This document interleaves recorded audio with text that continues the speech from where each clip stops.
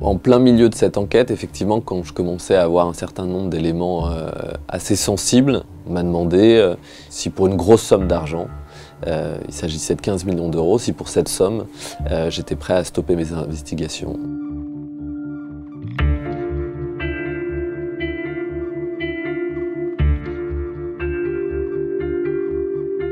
Une des phrases qui a longtemps résonné dans ma tête et qui m'a poussé à aller plus loin, c'est effectivement quand un directeur d'un des établissements du groupe qui en pouvait plus, quoi, qui vraiment, lui il était encore dans le groupe quand il m'a parlé, qui me disait j'ai pas l'impression de m'occuper d'êtres humains, mais j'ai l'impression qu'on traite ces gens comme des produits de consommation et qu'effectivement on essaye de tirer d'eux le maximum de rentabilité sans faire cas des questions de qualité. Et lui, effectivement, c'est lui le premier qui m'a raconté le système et il m'a expliqué que le groupe Orpea avait industrialisé la prise en charge des personnes âgées. Et notamment en utilisant un certain nombre d'applications et de logiciels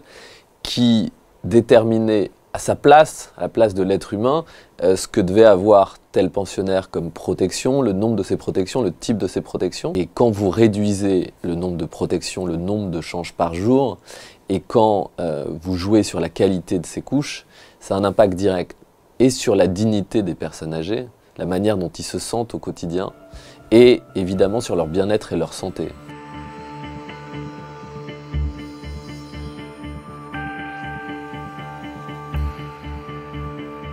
Depuis la parution des Bonnes Feuilles dans le Monde lundi, je reçois un nombre incalculable de mails et de messages de familles et de salariés qui veulent ou confirmer ce qu'il y a dans le livre ou apporter de nouveaux éléments sur des dérives que je n'ai pas évoquées dans le livre. On me rapporte un certain nombre d'éléments sur d'autres dérives possibles du groupe, notamment au niveau des pratiques boursières. J'ai pas enquêté sur ces éléments, mais je sais qu'il y a d'autres salariés à d'autres services de l'entreprise Orpea qui veulent témoigner, qui veulent livrer de nouveaux éléments. Je me rends compte que c'est un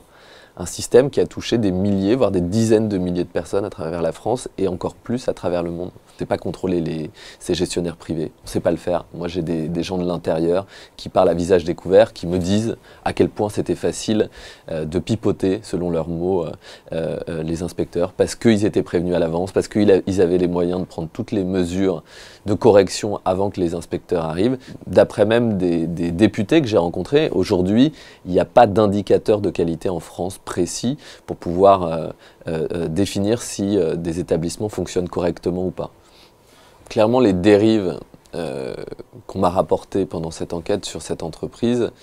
elles apportent des questions sur le fonctionnement de ce leader mondial des EHPAD, mais plus généralement sur la manière dont on traite nos aînés, dont nos sociétés traitent les aînés.